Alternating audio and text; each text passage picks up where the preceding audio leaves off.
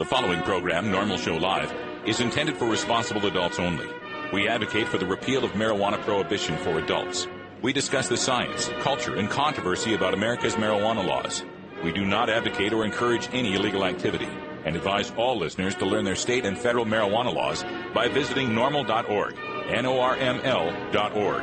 Opinions and claims made by guests and advertisers of Norml Show Live are their own and do not necessarily reflect the philosophy and policies of Norml. Listener discretion is advised.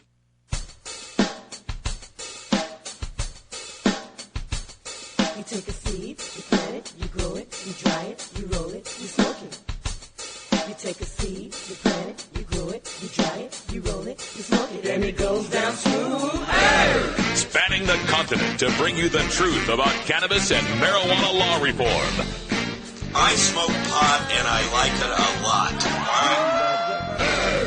From the promise of legalization. And I think we need to think and decriminalize our marijuana laws. To the agony of prohibition. One major responsibility is to encourage people to use less drugs. The National Organization for the Reform of Marijuana Laws presents Norml Show Live, Marijuana Nation. Now, here's your host, Norml's outreach coordinator, Radical Russ Belville. Good afternoon, tokers and tokettes, and welcome. It is Friday, January 13th, 2012, and it's got to be 420 somewhere in the world. Thanks for joining us for the show. We are going to have a great one today, and I'm glad you could be here to join us. Also joining us from our virtual studio in beautiful Grastoria, Oregon, is our own senior news editor, Cannabis Carrie. Happy Friday the 13th. I know, Friday the 13th. Anything scary going on up in Goonies land? No, but Friday the 13th is a lucky day for me because my birthday's on the 13th, not this month. But sometimes it falls on Friday, so I take these as lucky days. Okay, we'll just make it a lucky day for ourselves, too. We'll have all sorts of good things to talk about here on Norml Show Live. Glad everyone could be here, and I know you've been hard at work on the latest headlines. What's in the news today?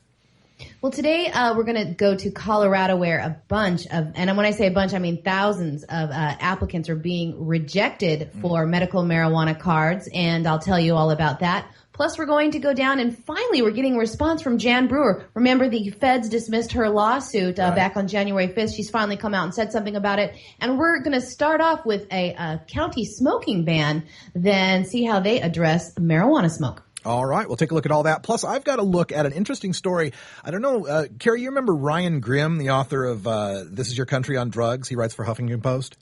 Yeah, I've read a few of them. Yeah, he's a great writer out there, and I encourage everyone to check him out. But he's got a new story out there about Freeway Ricky Ross. He was the big crack dealer of the 80s, and he basically said that if he'd had his druthers, he'd rather have sold pot during the 1980s, and tells why he wasn't allowed to. So I'll get to that. We'll talk about that in the end of the news, and plus probably bring it up again in hour 2. I'll talk about it a little bit more in depth. Also on today's show, it's Rockin' Friday, so Herb Thrasher's going to call in at 20 after, and we're going to get some great new rock on today's show. The song out there is, let's see, it's called Out to Get You, and it's by Blood Simple, and I'm sure it will rock. And then at 1:30, I was going to have Dave Bienenstock on the show. Unfortunately, Dave has to go to the doctor today. He has got an appointment, and he wasn't aware of our time change, so we kind of got off track with each other. But we'll have him again soon, probably next week, to talk about the High Times Cannabis Cup going on there in Los Angeles and to preview High Times Magazine. And then for the rest of the show, at 1:30, I'm going to take some time to think and reflect and talk a little bit about picking up the pieces and putting Humpty Dumpty back together again, as it were. So stay tuned. It's Norml Show Live. We'll take your calls in hour 2 at 971-533-7111. Stay tuned. We're back right after this. You're listening to Norml Show Live, the voice of the marijuana nation. Hi, I'm Radical Russ. One of the best things about marijuana is the wonderful aroma. But when you travel a lot like I do, that aroma becomes a suspicious smell. That's why I endorse stealth-products.com, the leaders in smell-proof containers. From smell-proof vacuum bags to smell-proof backpacks and duffel bags, all the way to smell-proof digital safes, stealth-products.com has you covered. Stealth-products.com brings you safe, secure, odorless layers of protection with activated carbon fiber. Backpacks and duffel bags are simple black so as not to attract attention with a logo or a flashy design. Now, nothing is perfectly odor controlled from the detection of drug dogs, but with proper vigilance, containers from stealth-products.com will help you avoid nosy humans. You're now listening to Elliot Beats. Stealth-products.com. Stealth-products.com. Yo, what's up? This is Miles from Slightly Stupid. You're listening to Norml Show Live. Weedmaps.com. I'm Radical Russ from Norml. In my job as outreach coordinator, I travel every month, and when I'm on the road, I need a fast, accurate way to find the medical marijuana dispensaries in the area. So I turn to Weedmaps.com. Weedmaps.com has the best dispensary locator online or on your mobile device. Search by zip code or let Weedmaps find you, and in seconds you'll have the addresses, phone numbers, and customer service reviews for the medical marijuana dispensaries in the local area. Weedmaps.com also has a section devoted to helping you find a doctor who understands and recommends medical marijuana under your state's law. You can even check prices on the Medical Marijuana Stock Exchange. Coming soon, you'll even be able to find the listings of Norml attorneys and chapters, local head shops and grow shops, and the best weed-friendly businesses. Weedmaps.com has the information you need to be an informed cannabis consumer. Visit Weedmaps.com today, a proud sponsor of the Norml Network. Inhaling deeply of the sacred smoke.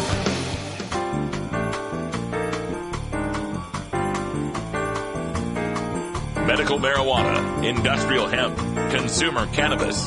It's time for this week's Norml News with Cannabis Carrie. Located just north of San Francisco, is set to crack down on smoking.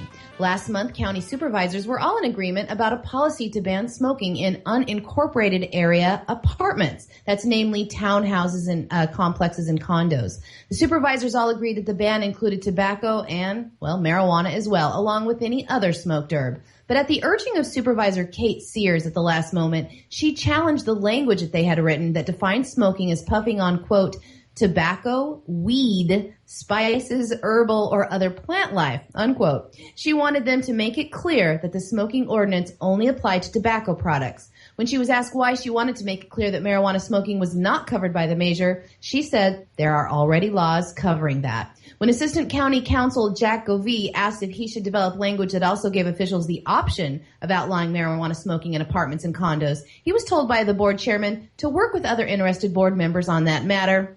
Sort of, maybe, let's see. One of the county supervisors, who was also a nurse, said that they should be concerned about secondhand marijuana smoke, but said ultimately she did support the intent of the smoking ban. Officials had first tried to slide the ordinance through, as they are legally allowed to do, but as the discussion progressed, they decided to go back to square one, make the revisions public, and hold a hearing on the merits of the program before adopting it into law. The worry is that the ordinance as written would have created an opening for court challenges from people who might be disturbed by marijuana smoke. If they didn't make that clarification, marijuana smoke would have been claimed illegal in the county. The county law, modeled on a strict anti-smoking measure in Larkspur, outlaws smoking in private indoor spaces that include balconies, carports, decks, and common areas. It requires landlords to set up smoking permitted areas, requires existing apartment complexes to be at least 80% smoke-free, and new complexes to be 100% smoke-free. Landlords and condominium boards could seek exemptions for up to 20% of their units, which would then be grouped into a smoking section. Now, many landlords do support this kind of legislation because it curbs complaints, cuts costs, and reduces liabilities for them, but it is something to think about when your community or city is writing smoking ban language.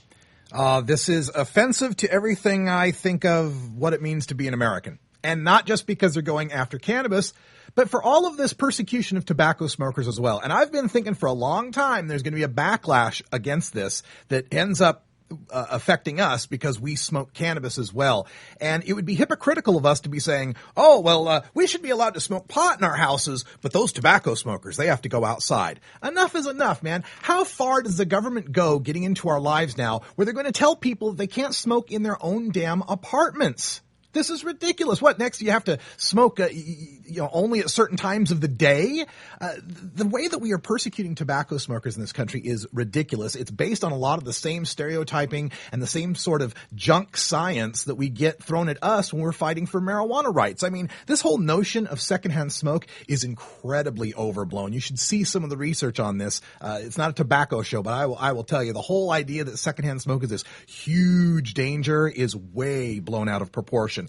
And I've heard the arguments from people that talk about, well, what if I want to go out to a club and it's all smoky in the club? And what about the waitress who has to work in the club where there's smoke there and there's, she'd have to breathe in all that smoke. Doesn't she deserve a place to work that isn't going to destroy her lungs? And to that I ask, where's your concern for coal miners?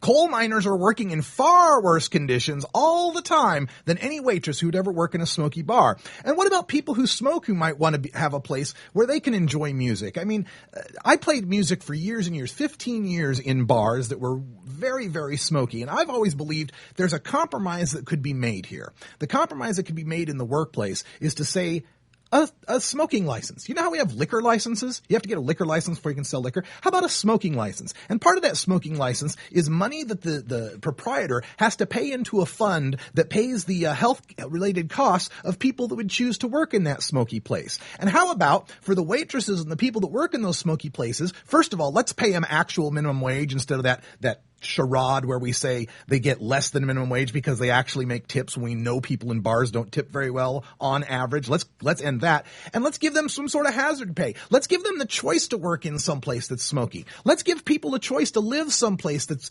allowed smoke. We've got to find better ways of dealing with these things than to just have blanket bans and to try to tell everybody they're bad, they're wicked, they're evil, and we're going to stop what they're doing. And if we don't stand up and fight for the tobacco smokers in this respect, we can't expect them to have any support for us when we're coming to them with all our complaints about how marijuana is being so discriminated against. Why don't we just let adults be adults and get the government out of our private business? Excellent. Well, we told you last week that lawsuit brought on by Arizona Governor Jan Brewer to seek clarification on the federal stance of allowing dispensaries in her state was dismissed by a federal judge. Governor Brewer had put the dispensary provision of her state's medical marijuana law on hold and not allowed them to get licensed to operate, and to give the state some time to sue for the assurance that a state employee who may be filling out a dispensary application in accordance with the law would not be criminally prosecuted for drug trafficking.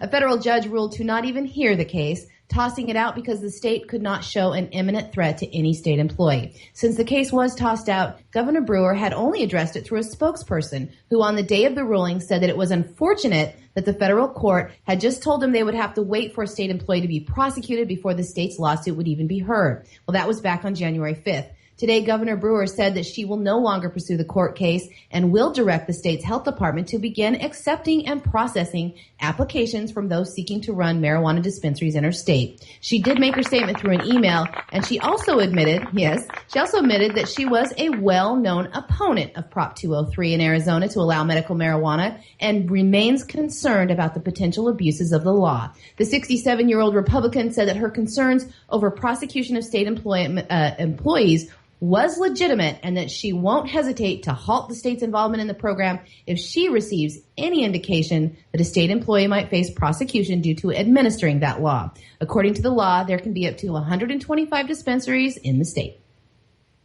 Well, all right. Good on Jan Brewer for finally letting this go forward. And I wonder, though, how much of this has to do with just running out of all the options that she's run out of, or that she might be looking at the fact that her stand on this isn't too terribly popular in her home state. Now, I don't follow Arizona electoral politics. I don't know if she's running for re-election as governor anytime soon, but who knows, that might be part of the calculation. But in any respect, it's still good that we're finally moving forward with this program in Arizona. And the chance that state employees are going to get busted here, we've seen nothing of that from any federal administration in their prosecution against the states that pass medical cannabis use laws. We've seen them go after landlords. We see them go after dispensaries. We see them go after individuals and farmers and so on.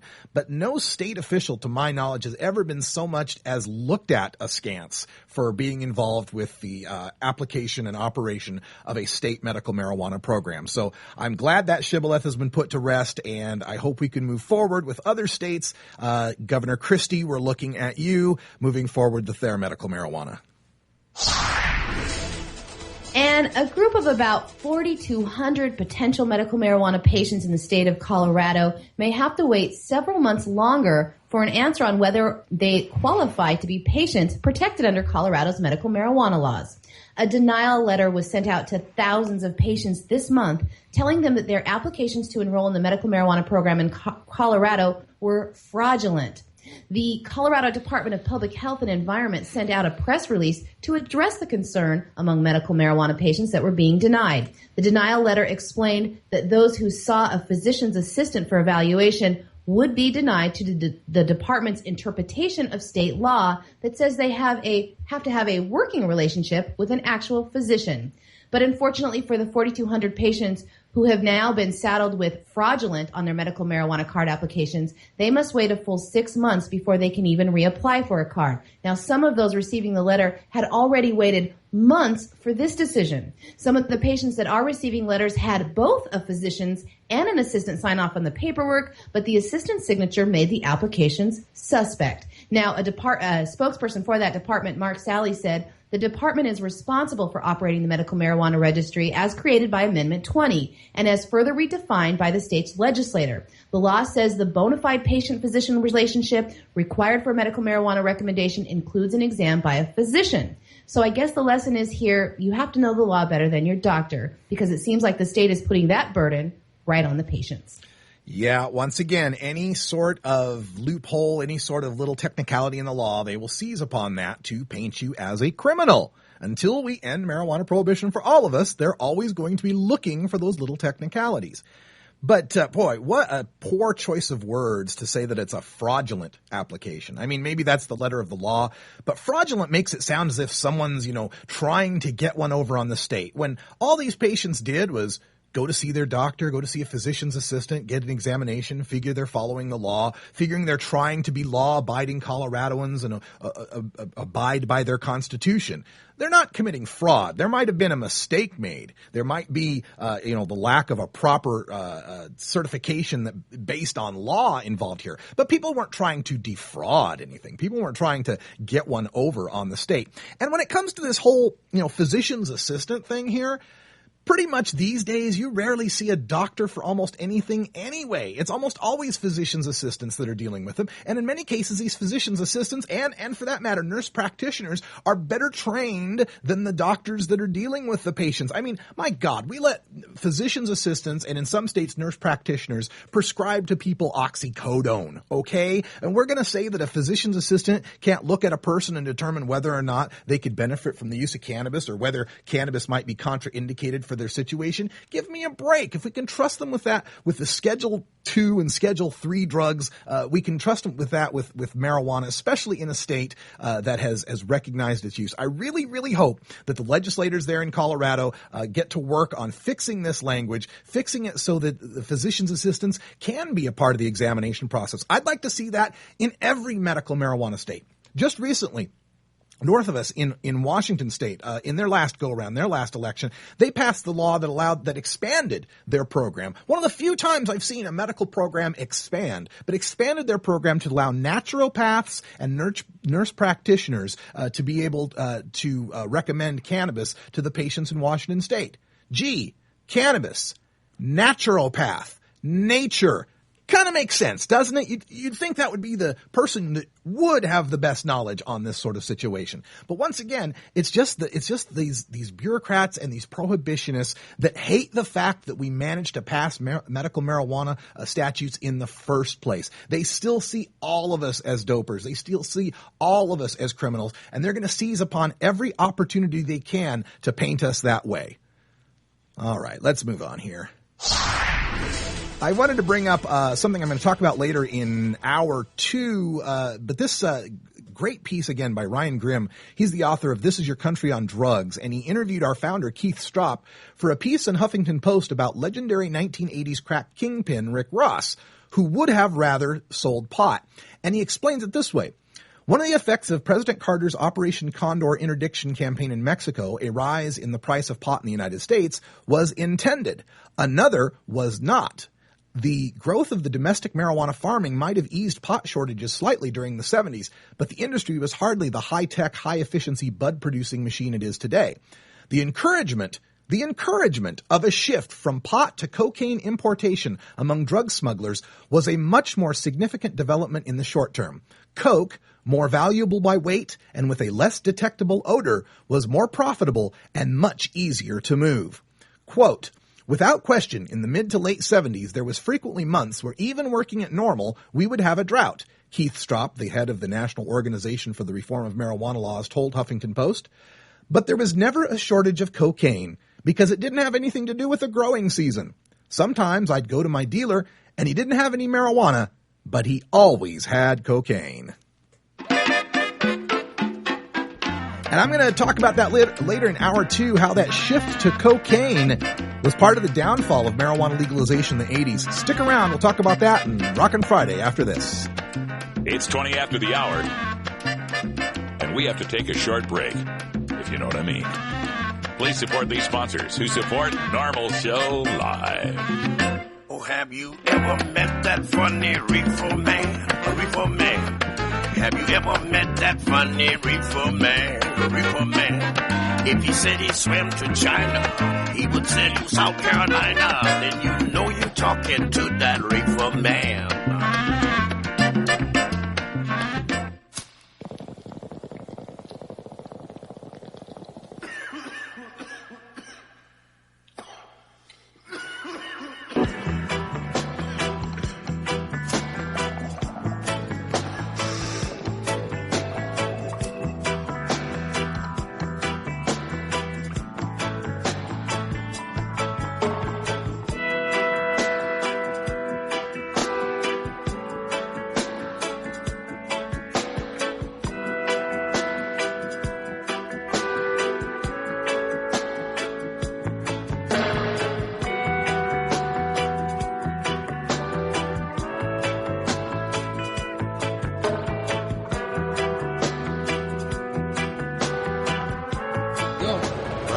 What's up, man? Shawty Slim, a.k.a. I don't know what I'm talking about, man. The contact in here is crazy.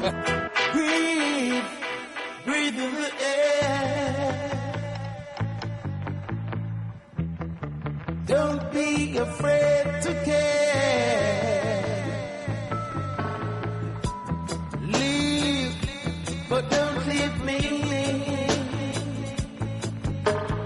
Look around and choose your own ground. The longer you live, the higher you fly. The smile you give, the tears you cry. All you touch and all you see is all your life will ever be. Run, rabbit, run.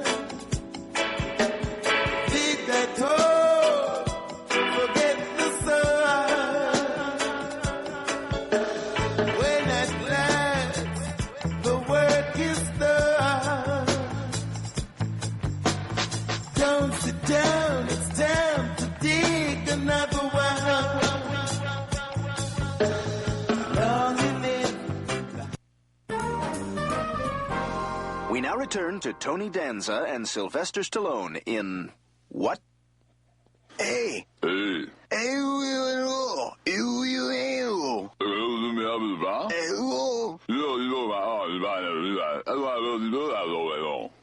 What? If I were to tell you that in America, right now, over 1 million children sell marijuana, what would you think? Would you think that any public policy that creates over 1 million teenage marijuana dealers needs to be re-examined and possibly amended? You would not be alone. The members of the National Organization for the Reform of Marijuana Laws, aka Norml, have been working since 1970 to reform marijuana laws such that responsible adults, not children, sell and use marijuana. Isn't it high time to reform America's misguided marijuana laws? This is Alan St. Pierre, Executive Director of Norml in Washington, D.C. Only concerned citizens can effectively end the federal government's nearly 70-year-old prohibition on responsible adult marijuana sales and use. Want to know more about how you can help? Contact us at Norml, toll-free, 888-67-NORML, or by visiting the organization's popular and informative webpage at Norml, Norml.org.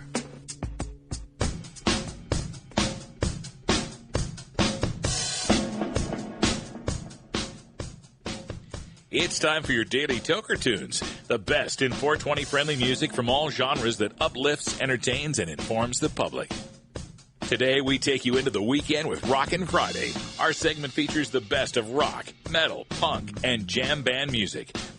If you'd like to submit your song to be played on Norml Show Live, send it to us at stash@norml.org. Now here's some more great independent marijuana music for today's Daily Toker Tune. All right, we're going to get to the rock and roll, but there's something else in the queue. The Liebermaters just bringing up with no tide. Nothing I can do about it. Oh my God! I believe the Crimson Tide has washed over Norml Show Live. How you doing, Herb?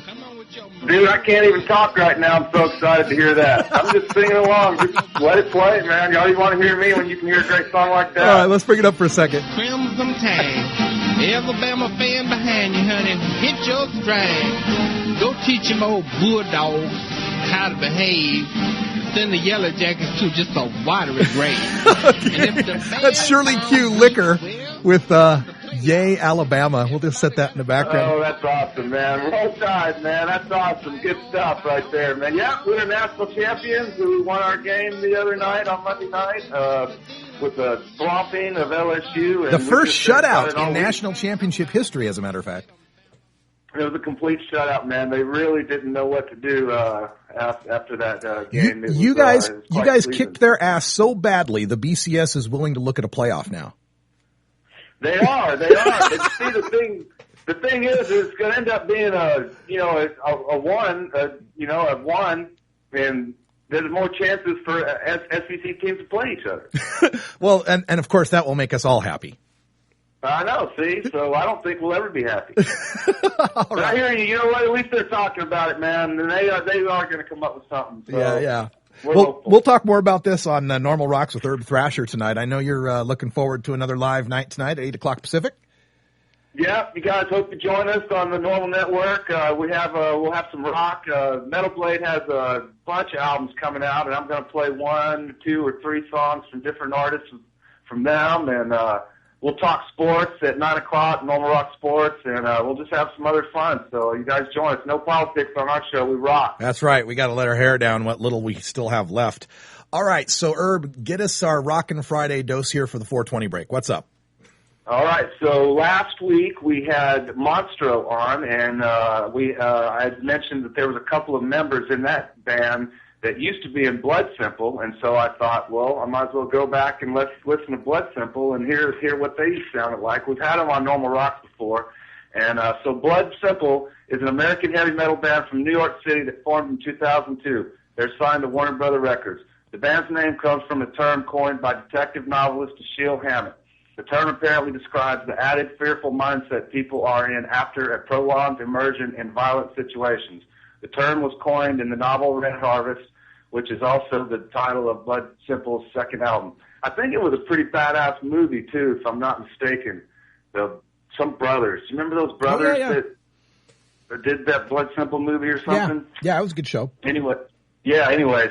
In early May 2004, the band opened New York shows for Superjoint Ritual, and that was the beginning of Blood Simple. The band have toured with everyone from Stone Sour to Alice in Chains to Slayer, introducing their unique brand of groove, drive-in metal to anyone open-minded enough to listen and gaining fans all over the world.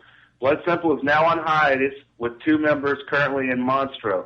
The song Out to Get You is a rockin' reminder that you're never safe, especially if your pockets are full. So turn it up, Stashers. Keep freedom fighting, and have a great weekend. All right. We'll see you tonight. Roll Tide, roll. See you tonight on Norml Rock. This is Blood Simple with Out to Get You.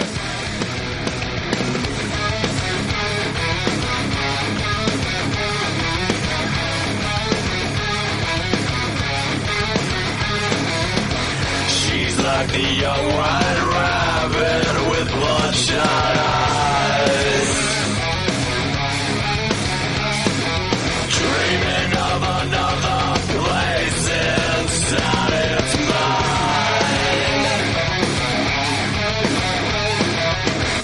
Well, it's a lonely place that houses the suffering and feeds the pain. So what would you do for 15 minutes of fame out on your own? Some friends are out to get you, some out to do you harm.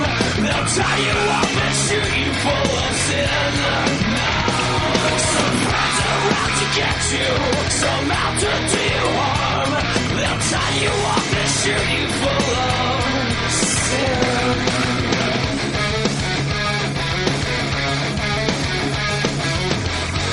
She's been chasing dragons for endless nights, so afraid to live and yet afraid to die.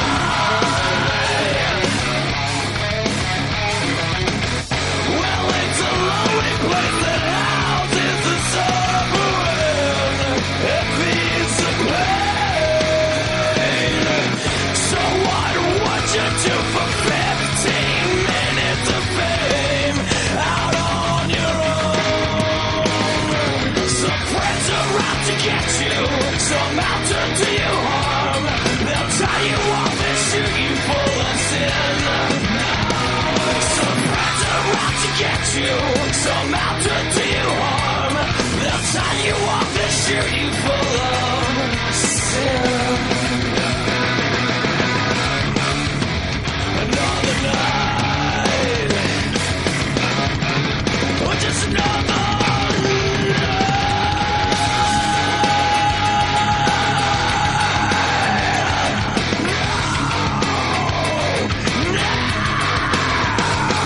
Some friends are out to get you, they're out to do you harm, and tie you up and shoot you full of. Some friends are out to get you, some out to do you harm. They'll tie you up and shoot you full of sin. Some friends are out to get you, some out to do you harm. They'll tie you up and shoot you full of sin. Shoot me full of sin. Shoot me full of sin. Friends are out to get you, they're out to do you harm. They tie you up and shoot you full of sin. Some friends are out to get you, they're out to do you harm. They tie you up and shoot you full of.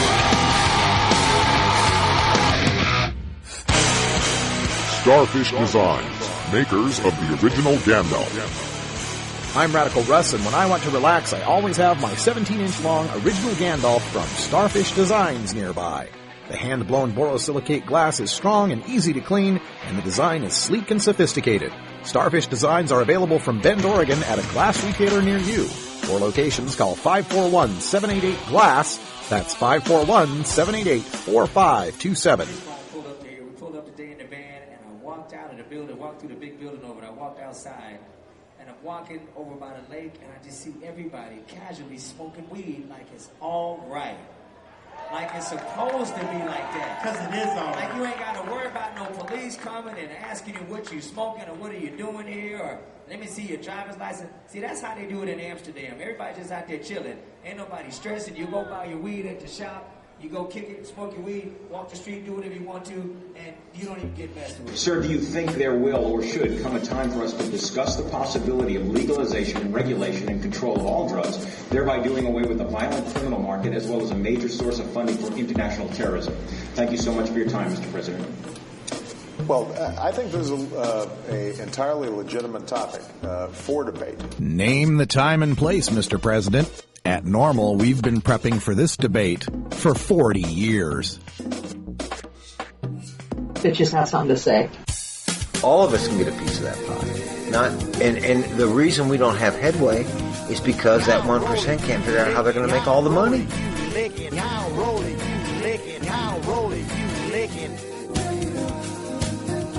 That just has something to say. Your Sunday morning and Wednesday evening pot and politics immediately following Danny Danko's Free Weed here on The Libra Lounge. Legalization, decriminalization, lowest law enforcement priority, medical marijuana, ganja sacrament, consumer cannabis, industrial hemp. The world of marijuana law reform involves many different aspects of cannabis that interact nearly every public policy discussion in America, including healthcare, the economy, global climate change, law enforcement in prisons, immigration, religion, free speech, energy policy, and war. Now, we take a look at how re-legalizing marijuana will change the world in our Norml Show Live Cannabis Conversations. All right, welcome back, everyone. If you're looking for an interview or deep, insightful analysis on anything, it might be time to just turn the podcast off at this point because it's going to get a little personal, and I have to talk to the people. So I'm going to do it, and here we go. Today I had to do something as part of my professional job that is one of the most distasteful things I've ever had to do. And that is I had to drop the John Doe radio show off of our network lineup. Now, I want to make clear, absolutely clear, this has nothing to do with Tim Martin or any of the fantastic people involved with John Doe Radio. In fact, I think Tim Martin is one of the premier broadcasters in the marijuana movement today.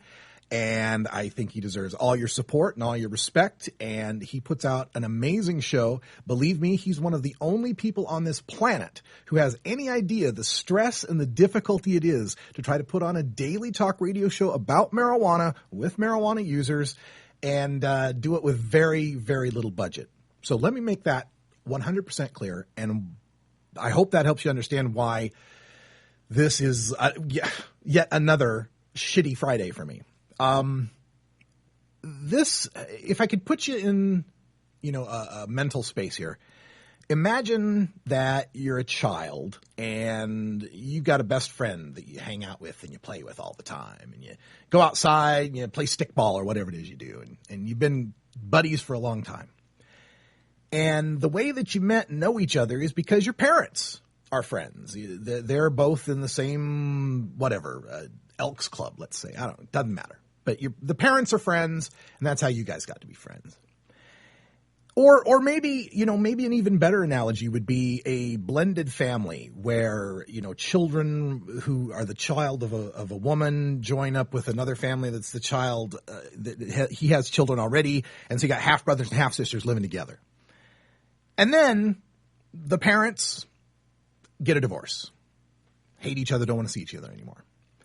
And it's not the children's fault at all, but the children are ripped from each other. They don't get to see each other anymore. They have to hear from their parents' fights how much they hate the other parents and how the other parent did this or that. Even if those parents try to keep it hidden, they can hear through the walls sometimes, and they can tell body language and these kind of things. So, here's the situation. You all know about the brouhaha about Alan St. Pierre's comments that were from a private email list in the context of a long conversation about the 1% excesses in the medical marijuana industry that tend to have bad public relations.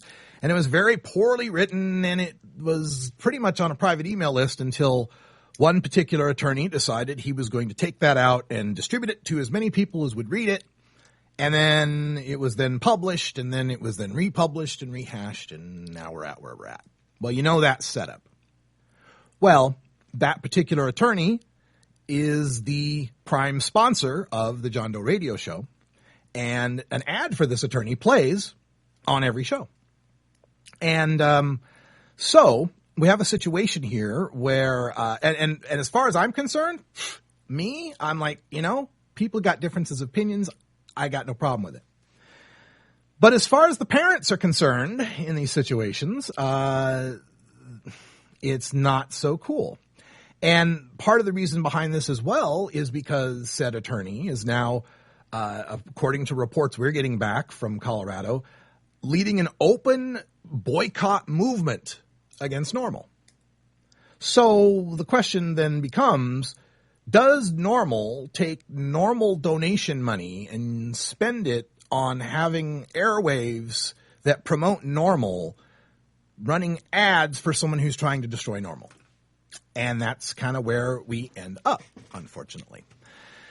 So, and most unfortunately, people like me and Tim who didn't get involved in this in any way, who didn't make this mess, are now, left in it. They say the shit rolls downhill. Well, welcome to the bottom of the hill. And, this has happened before. We had a podcast on here, the Cannabis Cuts. When we decided to partner up with Weed Maps, the Cannabis Cuts guys got all upset and went on the air trashing Norml, and then I was given I was given some pretty direct talking to about how this is a promotional arm of Norml. This show and this network are to promote Norml and get more people interested in Norml, and to have people on the air tearing down Norml didn't make a whole lot of sense. Now, I understand that. I can understand that. I want to be more than that. I would like to be above that. I would like to be able to welcome all points of view, even ones that are, might be derogatory toward Norml. I would like us to be able to take criticism. I would like us to be able to have many different points of view. But it's not a news network. It's not a news show. And I've been given my job to do, and that is to promote Norml and to promote things that Norml is doing. So that's the situation. And I apologize to Tim and to his fans out there, because I'm stuck. I'm really stuck. It's one of those situations where you really wish you could just be rich. If you were rich, you could do something differently. You could stand up a little differently. And maybe I'm a coward. Maybe I'm a, whatever. But this sucks. And it's leading me to, what I wanted to get into talking about, which is, what I've got on the board over here, this way, about, this endemic division in the movement. And it owes so much. Mickey Martin out at Cannabis Warrior has a post up calling for new leadership in the movement. He's not just talking about Norml. He's talking about, all over. And, I don't know. I believe in what we're doing. I believe in Norml's mission. And I believe, despite what Alan wrote, being taken with a lot of offense by a lot of people, I don't think it was necessarily wrong. I think some points made are valid points. They're points I've made before about how much can we stretch this word medical? How far can we spread this word medical before people start calling us out on it? Not that I don't think that, use pot for whatever reason you want, I don't care, In fact, I'm making buttons up for the LA Cup. All use is none ya.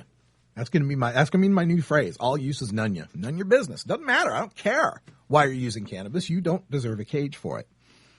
Let me go back to what Jennifer Alexander said too about, instead of focusing on what makes us different, focus on what makes us the same. And that's where all anti-prohibitionists, even the medical people you talk to, even Steph Shearer from ASA, even Stevie D'Angelo from Harborside, when you talk to them, they'll say, no, of course nobody deserves to go to jail for pot. It's just, Steph's job is to promote Americans for Safe Access and to promote, the medical thing. And so it's like, it's just something that she doesn't comment on publicly. It's not her gig. And that's cool. That's fine. And Stevie D'Angelo, as far as his thing, I don't believe in the legalization of cannabis for recreational purposes, these kind of statements. It's not like he's saying, I think Russ ought to be locked in a cage. I know he's not. I've talked to the man face to face. We've shared the stage together. It's just the leaders of the movement need to start thinking about working their messaging together and putting aside some of these past slights and Believe me, I know the inside story on some of this stuff that a lot of you people don't know, and I can understand why some people have some grudges. But it's not helping us. And, and I end up being the guy who's at the booths or who's at the public events, who deals with the public, taking the fallout from these things. And it's just difficult sometimes, man. It's just really difficult.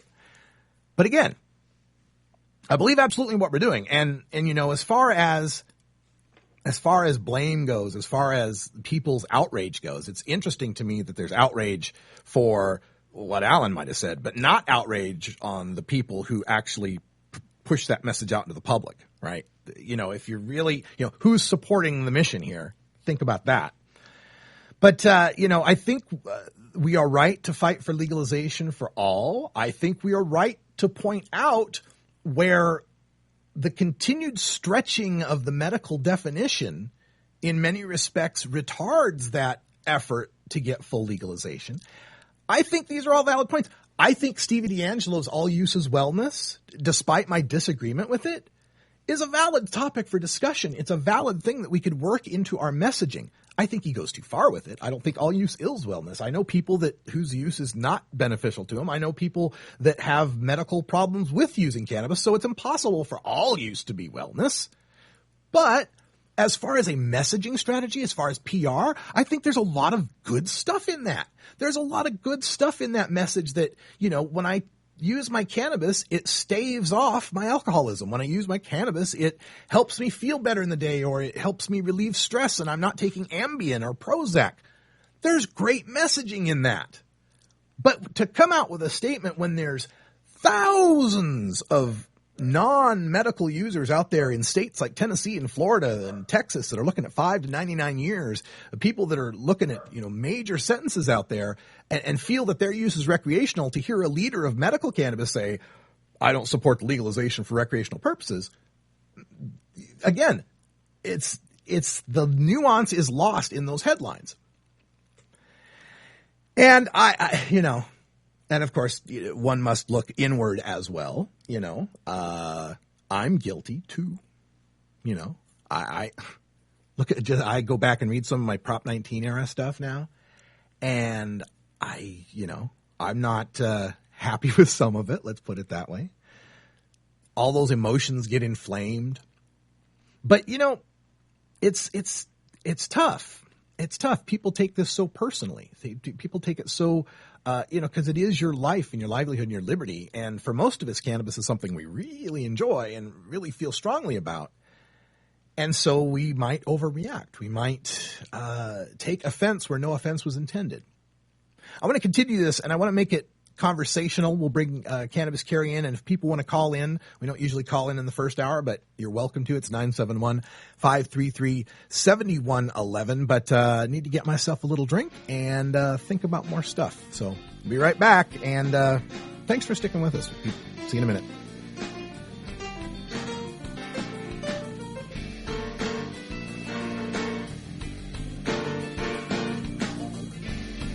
You're listening to Norml Show Live, the voice of the marijuana nation. That's the Dirtball from Suburban Noise Records, Cottonmouth Kings. This is Norml Show Live. Keep it right here, yeah. Ever wonder how often to change your bong water? The most effective method for baking pot brownies? The best destinations for a ganja getaway? How to hide herb in your car? Whether to grow your own? How precisely to legalize it? Or how something as wonderful as marijuana ever got to be illegal in the first place? Finally, you can find all these answers and much more in the official High Times Pot Smoker's Handbook, featuring 420 things to do when you're stoned. Since 1974, High Times magazine has covered marijuana in all its aspects and wonders, from cultivation to legalization to the herb's enduring and exalted place in popular culture.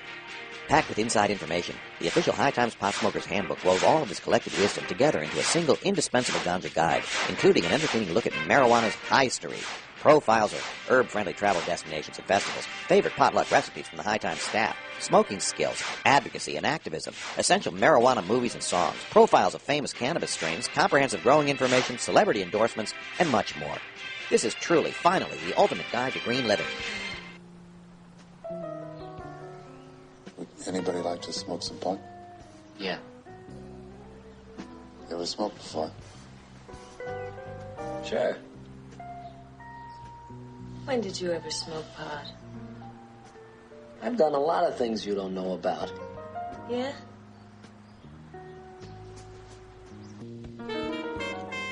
I won't go schizo, will I? There's a distinct possibility. Is this right? Just try not to drool quite so much on the end of it. Welcome back. 49 after the hour. Radical Russ here at Roll the J Studios, continuing my descent into my Friday the 13th misery. So, no, not to be too melodramatic about it. I did think of something during the break that I thought was apropos to this, and then we'll bring in some conversation here. If you know, I did this story, and I'll talk about it more in an hour or two about the cocaine connection. And, you know, the late 70s, early 80s cocaine culture. And that quote from Keith Stroup where he said, you know, when I went to my dealer, he always had cocaine. You know, they'd run out of marijuana. And there was some cocaine going on, let me tell you, back in those days. And anybody who's familiar with the history of Norml will know about the history about, was it 77 or 78, where there was the big party at Norml headquarters. Carter's drug czar or drug advisor was there, Peter Bourne. They were doing cocaine, allegedly. When asked about it the next day in the Washington Post, Keith was mad about something Peter had done. It's a convoluted story, and you can look it up, but had basically said, I neither confirm nor deny. And that led to a big cocaine scandal in the White House, and that led to Carter and Operation Condor and all sorts of stuff. But anyway, I got to, you know, hang out with Keith for a couple days at his home in Virginia, and we talked about this thing and his past and the history. And if you could just see both kind of a wisdom tinged with regret when he talks about the story and talks about being, you know, a passionate young man, you know, just horrified by the drug war, and, you know, just desperate to do anything he can, and these feelings that are so strong in so many of us, and how that anger and wanting to lash out, you know, became so problematic, became such a big scandal.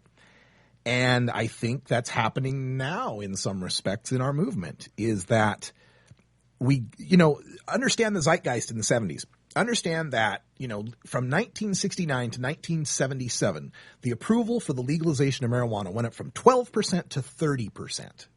All right? So this was just an amazing, like, the entire society was transforming over this issue, you know, in a rapid way. And it seemed so evident to everyone involved that it would just be, we're going to be legal in 1978. That's the joke, right? It's going to be legal by 1978. And that feeling where we're all in it together and, oh my God, we're doing so great, was then met with the 80s and freaking Reagan and Just Say No and this hammer coming down on marijuana law reform, on marijuana reformers. And that hammer came down and fragmented us, and it split us up, and it, you know, people started turning on one another under this pressure. You know, it's partially the pressure from above, and also partially that feeling of, oh my God, we've lost. Oh my God, we're, you know, something. It was all good, and then somebody did something. It was somebody's fault, and then all the fingers start pointing. And I think we're getting a similar thing here from marijuana with both with medical and with legalization. With Prop 19 on one side, you know, people feeling like, God, we're getting so close, and then to see, you know, dispensaries coming out against it and stuff, that, you know, was a, you know, knife in the heart to a lot of us. And then on the other side, you got medical folks that feel we've gotten so far, and they believe in Obama, and he said they're not going to, you know, raid the dispensaries, and then bam, the hammer's coming down on California and Colorado, and they're feeling, you know, attacked and threatened. And amidst all of it, these animosities and angers and hurt feelings and grudges that even from decades ago, you'll come back and they get magnified by this pressure we're feeling from without, from this pressure we're feeling from the feds and all. So I'm hoping that we can learn lessons here and maybe find ways to build bridges and paper over differences. I don't know. I'm good with data. I'm great with computers and, you know, and sound equipment and all that kind of stuff and analyzing that. But when you start throwing human beings into the mix, I'll admit I'm not really good. My emotional IQ is not near as high as my intellectual one. I will grant you that. So I'm going to bring into the conversation, probably kicking and screaming, Cannabis Carrie. Because when you complain about that, I like to tease you and say that's brilliant people problems. Brilliant people problems. That's right. I bring Cannabis Carrie in because if there's somebody who's the yin to my yang on this like emotional IQ issue, it's Carrie, because she knows people better than anything. And help me. What can we do? I just think that, I'm just concerned like everyone else is. I just think you have to be really careful who you paint as your enemies. That's why I love the job that Leap does so well. I mean, even policemen, we can say they're our enemies, but every time I deal with a policeman and I have that feeling welling up in me like, honestly, you effing pig, stop hassling my friend, stop hassling me, you're going to pepper spray me. I feel that I really try to look through that and say, this is someone's brother, this is someone's father, this is someone's sister. And if we just need to see each other as human beings. And when you start painting people as enemies, you're dismissing the fact that every opponent of us out there is a potential future ally. We just have to win them over. And the way to win them over is showing our true heart. And it really is. This community is a community of lovers. We love feeling good. That's why we love marijuana, and we love each other. And that is a message that sometimes gets a little lost in all of this. Yeah, can't we all just get a bong? That's right. And I'm, I will do my best, and I am taking counsel on these kind of issues because I will admit it. It's somewhere that, my head's in the clouds sometimes, and I lose track of what's going on in the real world. And it's going to be interesting, but I think we can get through it together. I think primarily more conversations needed, for sure, amongst everyone involved in this, for sure. Right. And I think a lot of it, too, is just that, like you said, that road weary. I mean, some of us are so tired, and some people really, obviously, the players, when we're talking about the big players, the Steve Elliott's of the world, the Steve D'Angelo's, you, Alan, all the people that really put their heart and soul, and this isn't just a 40-an-hour-a-week job. This is a life passion. I mean, this is their passion. We have to understand that we all really do want the same thing, and we all really are on the same side, and we just have to keep that in check. Yeah, 40 hours. I've logged 40 hours by Thursday morning. Right. And, sometimes in this movement, when you have been fighting for decades, there's a point when you have a hard Friday like Russ had, when you have to make hard decisions, when feelings are hurt and you see other people arguing and stuff like that, when you're just saying, you know what? I've got a life and I've got a kid. Yes, I want to have legalization, but there's so much more in our lives other than marijuana. You do music outside. I have radio. We have all got things outside of marijuana. And sometimes you just want to wash your hands of all this drama and say, that's it. I'm done. I did my best. But the thing is the people that are invested, like you and Alan and Keith and all of the people that are there floating around on the top and giving their lives for this, you can't step away. So we got to move forward. Yeah, that's part of it too. We need all of you. Yeah, I know in my case that just being able to get away. We went up to Seattle last weekend, and it was just a load off just to be out of town, away from the mic and all the drama. So yeah. Maybe some more vacation time is in order for some of the leadership. Take a break. Yeah, maybe. All right. Well, folks, that's about Not this year. It's an election year. So take your vacation time in 2013 after it's legalized in a few states. That's all right? Let's get it legalized in a few states here. We got a couple initiatives in Colorado. We got a couple initiatives in Washington. And in both those states, one initiative, pretty sure on the ballot. The Regulate Marijuana Like Alcohol in Colorado turned in double the signatures they needed. The I-502 in Washington turned in a lot more SIGs. Oh, and by the way, for those of you Washingtonians out there, I might have a little light at the end of the tunnel regarding I-502. We'll talk about that in hour 2. We'll see how much I can bring up, because I don't know how. I got to look through my email and see if any of this info is embargoed, but it's good news. I'll bring it to you. Anyway, that's all the time we've got here for the podcast, and for those who listen to the recording, thanks for indulging me. My little I don't even know what to call it. See, that's how unschooled I am in this stuff. Oh well, we're gonna call it a day, and we'll be back next week with more news and interviews you can use for the cannabis community. We got all sorts of great guests coming on next week. Let me check it out, including we've got Ken Wolski from the Coalition for Medical Marijuana New Jersey. Robert Platshorn, the Black Tuna, will be here. We've got also Paul Kuhn from Tennessee Norml. We've got Todd's Toker Topics, Dr. Mitch Earlywine, some SoCal Scene with Terry Joyce, and much, much more. Make sure you join us. I'm Radical Russ for Cannabis Carry. Thanks for being here, and until next time, take care of each other, tokers.